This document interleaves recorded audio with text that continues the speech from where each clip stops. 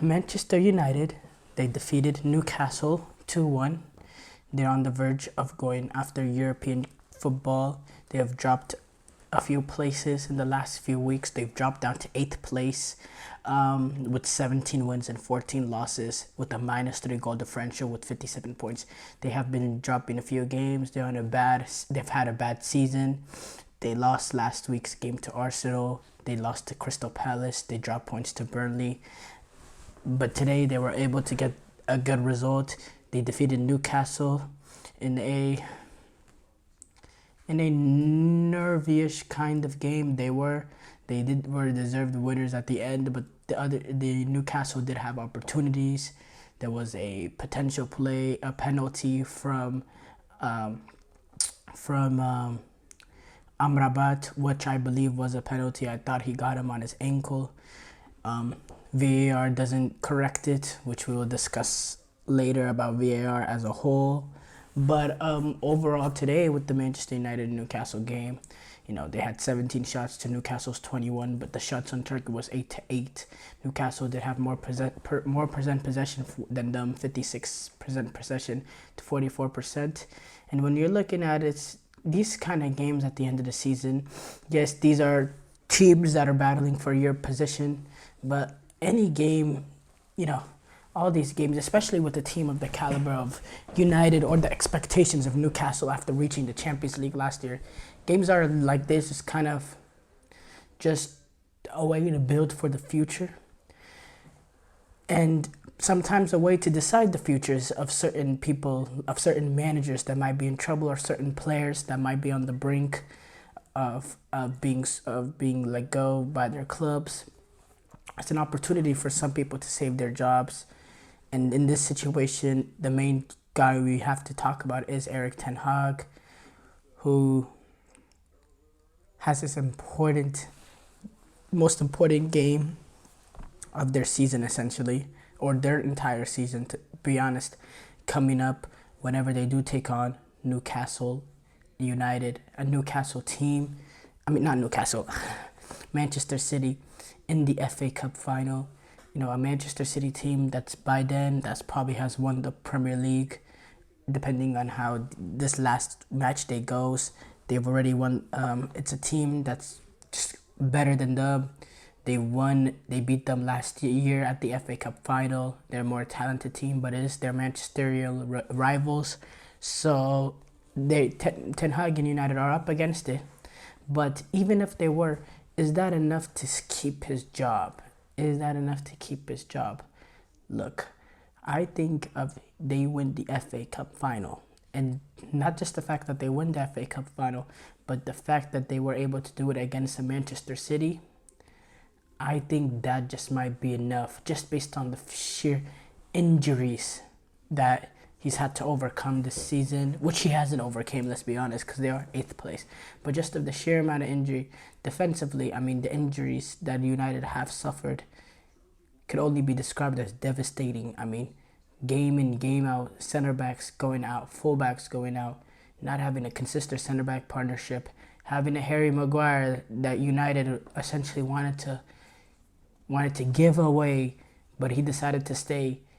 Harry Maguire that was on the outs has to come in and be one of the most important, probably the most important guy in that United back line when you talk about the duration of this season. So it's very frustrating, the sort of injuries that they have to deal with game in, game out. And that is something that Ten Hag, he's not going to go out and plead for his job, but something that's really on his side. That with the combination of the excitement of winning the FA Cup final, I think that would just be enough.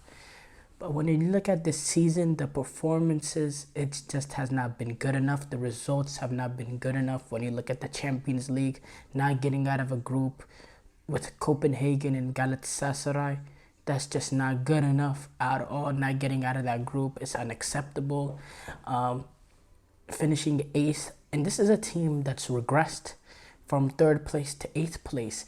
And it's always seemed like since Sir Alex Ferguson left, this Manchester United team is in a transitional period. And the weird part about this transitional period that United have been since Sir Alex Ferguson came in, it's always been goes up, then goes down. Goes up, then just goes down, falls right back down. Goes up, then falls straight back down. I mean, it's year in, year out, with Jose Mourinho. Let's not even go back to Louis van Gaal and David Moyes, all that. Jose Mourinho, they came in, they finished second place. They won Europa League. They won the Carabao Cup, so 2 trophies, and finished second place. You see steady progress. Then the following year, they get eliminated in Sevilla, and then the Premier League form starts falling up in the years ahead, and they just go from this to down, straight back down. And then they bring in Ole, who, is steadily improving this team, steadily. They're having a good run of form. They get past PSG in the Champions League with that miraculous comeback. And then it's penultimated to a second place finish right under City. In fact, finishing ahead of their arch rivals Liverpool, who are heavily struggling that season. But they go up and they finish second place. And then in that summer, you sign Jadon Sancho, Varane, Ronaldo, and you're thinking, oh, there you go. That's the next step. But the following season, boom, he falls apart.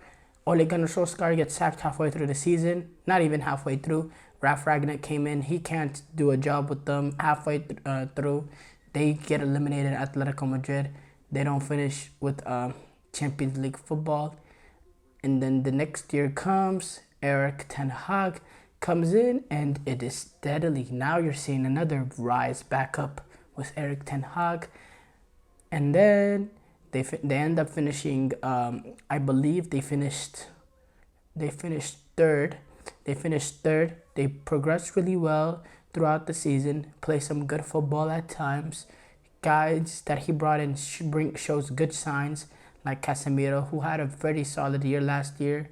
He's able to bring in a lot of the guys that he wants, like Anthony and stuff, who show a little bit of promise. They have a great result against Barcelona, in the Europa League, and they're showing promise. They're finishing third, and you're thinking, okay, now this season it's time to take the next level. You bring in guys like Mason Mount and Amrabat, and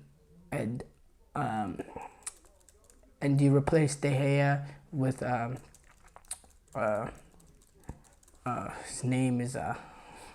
his name is loose in my head right now. Onana, yeah. They with Onana, and you're thinking, okay, now it's time to take the next level, and then you fall apart again. And that's kind of been the situation with Manchester United, getting taking next steps, steadily getting better, and then completely falling apart when it's time to take that next level into the climax. And that's been the story of Manchester United since Sir Alex Ferguson. So I don't know if bringing in a new manager is really going to solve that. I think it's more of a club problem. Now with Ten Hag, it's been his second season, and we still don't know what style of play he wants to deploy here. I mean, certain days they play decent football. Most other days it's just the football is so hard to watch, so irritating, so just bad to watch, and you don't really see a style of play. So that's another big criticism you could have of Ten Hag. But overall, Manchester United, they need to figure out the issues regarding trying to transition this team into title contenders, into Champions League contenders. They're getting in a good level, and then they're falling apart, and it's happening year in, year out, and it's new problems every single time too. That's the frustrating thing. It's always new problems, and it's always a transition for Manchester United. There's never actually getting to the good part of a transition. There's never none of that.